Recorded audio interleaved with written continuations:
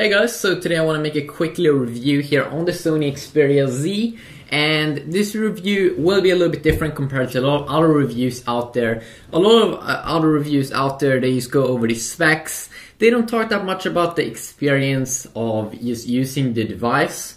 So of course right now I can't compare this device against the Galaxy S4 or against other flagship devices from 2013, like the HTC One and the Galaxy S4 that's going to come out soon on the market where I live, and also LG Optimus G Pro, LG flagship device for this year. I don't have that one either, but I will go over the experience and the good things. I also have a full written review on my website, which you can check out in the description down below. And there you can really see me, writing all the good things and the bad things with the phone. Overall, I would say that this is a good phone, but remember, I haven't got my hands on other flagship devices for 2013, and when I do get the Galaxy S4, when I do get the HTC One, and also if I can get the LG Optimus G Pro, then I might have a different view on this phone. But right now, there's a lot of good things about this phone. If you talk about, I think Sony is improving their smartphones from last year. Last year, they didn't make like premium devices. The Xperia S that they launched last year, it didn't cost as much as other flagship devices from last year from Samsung and from Apple and from HTC. But this year they are bumping up the quality a little bit on the phone with a quad-core processor, and you also have this amazing phone that it's probably one of the first high-end devices that is waterproof, and I find that extremely amazing that you can shower with this device, or if you accidentally would drop it in water, that's not going to be a problem because it's waterproof for 30 minutes, 1 meter underwater, and also it's dust proof. What is some of the good things and what is some of the bad things? The first thing I want to say is that, I've been testing this device a lot, especially in durability. Here we have another one of my Sony Xperia Zs, and here we also have another one. I also made a hammer drop test on the Xperia Z, and one very bad thing that I don't really like about this device is that the durability, sure, you can have it underwater, that's very nice, but if you would drop this device, if you would do a knife test on the device, or just do a normal, if you would accidentally drop the device, it feels like it's very easy to that you will shatter the whole display, and not just the whole display on top, but also when you crash the display here, it seems like you can't use the device because the screen underneath the touch usually stops to work. So that do kind of suck. So in that way, I think the durability kind of sucks. And also one thing that I want to say here, I'm a Samsung guy, I've used a lot of Samsung devices, and speaking about durability, both my Galaxy Note 2 and my Galaxy S3 first generation, I've both been getting scratches on the device, and I've also been hitting it hard with the knife, but never ever in my life have the display underneath stop working. So even if you crack the display, you can still use the device. So that's something that I don't like that much. I kind of hate it, actually. That's one of the big things that I really don't like about this phone. Also, one thing that I don't like about this phone is that even though it is a quad-core device, it still feels a little bit slow in menus compared to last generation phones from Samsung, like the Galaxy S3 and the Galaxy Note 2. It still feels like they can improve the performance a little bit.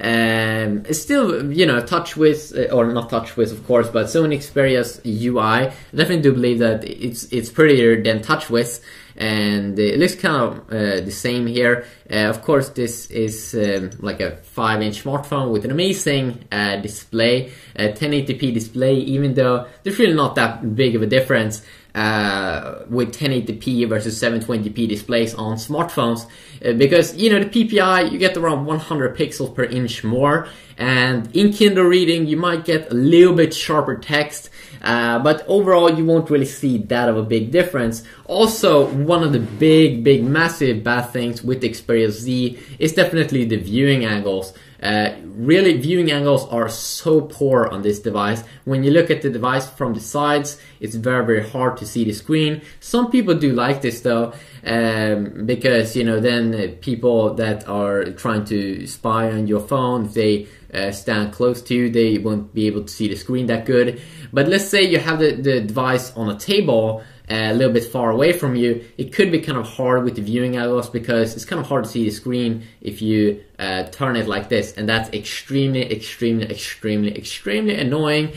And one thing also that you might not want to have is that, of course, when you turn off the display, you don't have any home button on the front side. So that means that if you want to turn on the device when it's located like this, you can't push it on the front side. You have to push on the side, and then you have to use your thumb here also, so the device doesn't move. But definitely it could look a little bit clean here. But also, this is a 5-inch display, sure, but when it has these virtual keys, the screen is almost the same size as the Galaxy S3, and I would say overall there is really not that much big difference between the Galaxy S3 versus the Sony Xperia Z in, you know, performance. And I mean, like, they're very identical in size. They're very identical in size. I'm using right now my Galaxy S3 4G as my main smartphone, and I would say that one thing that I do like more about my Galaxy S3 is that it's more rounded off, so it fits in my hand extremely nice. One thing though that's better with the Sony Xperia Z that I would say is that it feels a little bit more premium, definitely. But it is a little bit bigger, but still I don't think it's extremely uncomfortable. I can see a lot of people use this device, and it also has, of course, glass back on the back, and you can't remove the battery, which is also one very bad thing. You still do have an SD card, micro SD card slot here on the side. You also have a docking station here, so if you don't want to open these ports up, the ports, of course, the ports are there used to protect the phone from water. But if you don't want to open it up every time you charge the device, you do get a docking station when you buy this device, so you can just dock it to that, and that's extremely nice to get that for free. And you get a very beautiful design here on the sides. You get this rounded off little button here on the right side to power on the device. Also, just on top of that, we do get the SIM card slot, and then below that we have volume up and down keys. And then I'm pretty sure we have the speaker located here also at the bottom. One thing that's very bad with the speaker is I don't think it's very loud, and many times when you play a game, you hold the device like this, you have your thumb here on the speaker, so you don't hear it that good. I think that they should have put that on some other side, but it feels extremely nice. Besides here, a little bit like a plastic feeling. Amazing camera. I actually use this camera every day on my new channel, Daily How-To Tutorials, where I do crazy how-to videos. It is very nice 30 megapixel camera, and the good thing with this 30 megapixel camera is that it has HDR video mode, which is pretty new for video, and that's something that we'll see more in the flagship devices for 2013. Of course, on top of the device here, we do have, of course, the headphone jack that is also sealed, and overall, that is the design. And if you talk about the specs, of course, the GPU that you will get in the Sony Xperia Z is pretty powerful. It's the same. I'm pretty sure it's the Adreno 320 GPU, same as you would get in the Google Nexus 4. So definitely something that you might want to check out. And the build quality, as I said, the build quality feels better compared to Samsung's devices here. This one has, the plastic feeling, but it's very good if you drop your devices a lot. If you don't use cases, Samsung's devices are very durable when you drop them. Of course, though, we don't get water or dust protection on the S3, and I've noticed it a lot that it could be extremely nice to have that protection, especially if you know, are close to water, you know. But the big thing that I would say that I'm kind of scared with the Xperia Z is the quality on the screen. That it feels like if you drop this device, either you will shatter the back very easily, or you will shatter the front side. And it is an more expensive device than the Galaxy S3 at the moment, so it's definitely something that you want to consider, you know. If it's worth picking up. I also noticed that some new apps is not available for the Xperia Z. You know, they will crash a little bit.